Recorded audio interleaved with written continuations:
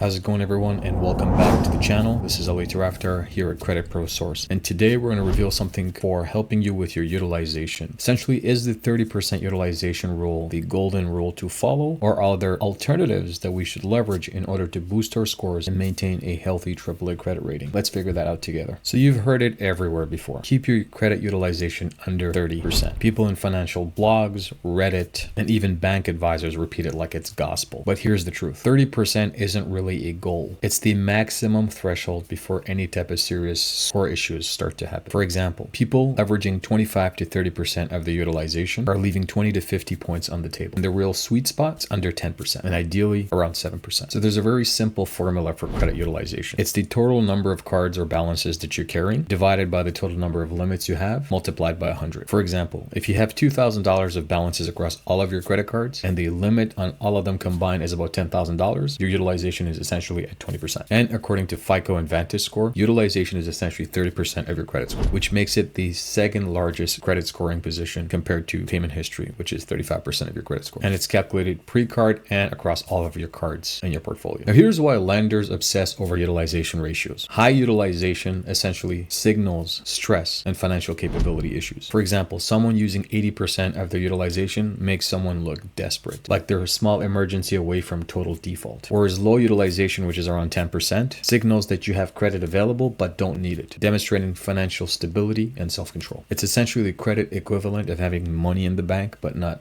using it. So what's the origin story of this 30%, which is great advice, but the wrong scene, wrong target. So essentially the 30% guideline came from the credit bureaus as a warning threshold. And this is the point where utilization starts to noticeably damage your credit report and your credit scores. It was never meant to be an optimal target. Think of it like a speed limit. 65 miles an hour is the legal limit, but that doesn't mean that it's the most safest or most efficient. Similarly, 30% of the utilization is where problems begin, not where your scores peaks. So what's the real sweet spot when it comes to utilization? Research shows that 0 to 9% utilization equals highest scoring potential. And this typically adds 10 to 30 points to your score versus the standard 30%. And the standard 10 to 29% is optimal, but not the best. Essentially, you will get a moderate score benefit on that. And 30 to 49% noticeably starts to damage your score and reduce it. You're essentially going to experience 20 to 40 points lower than the standard. And as you start moving higher than 50%, you're becoming a risky individual. You're entering a risk scenario. The elite credit users maintain a 1 to 7% utilization on a consistent basis. Here's why 0% utilization isn't technically optimal. Reporting 0% across all of your credit cards can technically hurt your credit. Scoring algorithms look at the 0% balances and determine that you're not actively using your credit. Essentially, you look like a ghost user. So the optimal strategy is to report between 1 to 9% of utilization. And you can do this between 1 or 2 of your cards. And this is a topic we'll discover in a later video. This essentially shows that you're active and you're responsible without looking desperate. And the best way to do that is get a subscription service, for example. So there's a lot of confusion around statement date and due dates. And this is where most people fail. So your credit card issuer will report that the balances to the credit reporting agencies on your statement closing date, usually 20 to 25 days before your due date, not when you actually pay. Let's say your statement closes March 15th with a $3,000 balance. You paid in full by the 20th. The bureaus will still see that $3,000 balance because it was reported on the 15th. So essentially, how and when you pay based on the due date is relevant to the statement closing date. So that's one thing you want to be careful with. Here's the reporting date reality. The credit reporting agencies receive a single snapshot of your performance every single month. And that's basically whatever it is on your statement date. So let's say if you carry a $4,500 balance all month the day before the statement close date, but pay it down to $200 before the statement close date, bureaus will only see a balance of $200. Conversely, if you pay it in full every month, but have $4,500 as a balance when the statement closes, the credit reporting agencies will see that $4,500. So always make sure that you paid before the statement date so that you always carry a balance that is low based on financial performance on the actual reporting standard rather than your due dates. So let's discuss on a couple of strategies. The first strategy is the pre-statement payment technique. Essentially, pay down your balance 2 to 3 days before your statement closing date. Once again, not the due date. And if you're able to pay a large portion of that balance before the statement closing date, you will definitely benefit your credit score. This will ensure that you have a low utilization while you still get your rewards for spending. Strategy number 2 is making multiple payments mid-cycle. This is what we call credit card cycling. Instead of one payment per month, make 2 to 4 smaller payments throughout the billing billing cycle. And this will keep your balances consistently low. For example, you spend $2,000 a month on a $5,000 credit limit. You make $500 payments on the 1st, on the 8th, on the 15th, and on the 22nd, with keeping in mind that the statement closing might be on the 25th. This allows you to respect your statement closing date, do the credit card recycling technique, and your statement balance remains very low so that your utilization takes a great benefit from that, ultimately and invariably increasing your credit scores. This is legal and it is highly encouraged. Strategy number 3 is simply to have the creditor change your reporting dates, essentially the statement closing dates. This essentially is a hidden option. Some issuers, and this is not for all, will allow you to change your statement closing date. You simply have to ask. And so this will help you align with your credit goals to ensure that you're always maintaining a low balance when it comes to it being reported, demonstrating that you have a low utilization, specifically if you're being able to pay on time. Essentially, you call customer service and you request that your statement closing date changes. You can even align it to your due date, like 2 to 3 days before your due date. And this makes payment structures easier to manage. For example, Discover, Capital One, and some of the credit unions will allow you to do this. Big banks like Chase, BOA, they might not be able to, but it's worth the ask. Strategy number 4 is essentially doing strategic credit limit increases. Essentially, if you're requesting higher limits but don't use it, it automatically allows you to have a better utilization. Essentially, if you're consistently spending $1,500 a month on a credit card that's $3,000, that comes up as 50% utilization. You essentially, based on your financial performance, can request a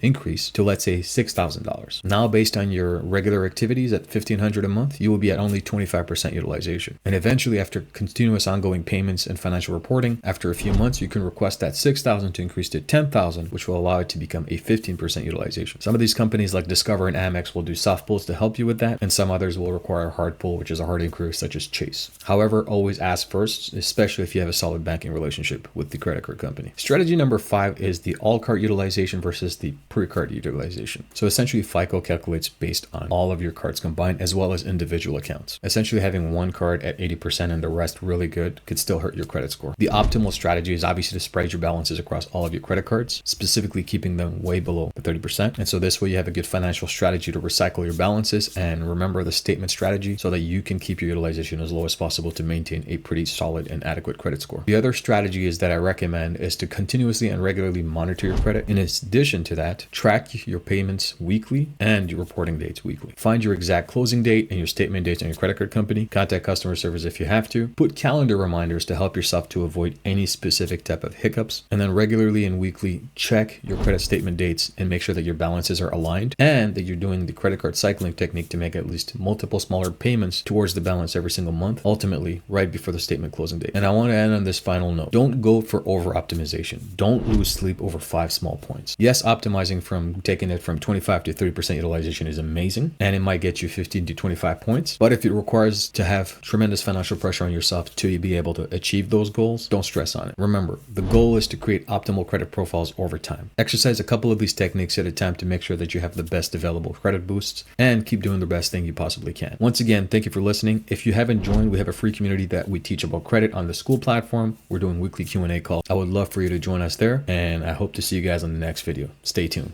Bye for now.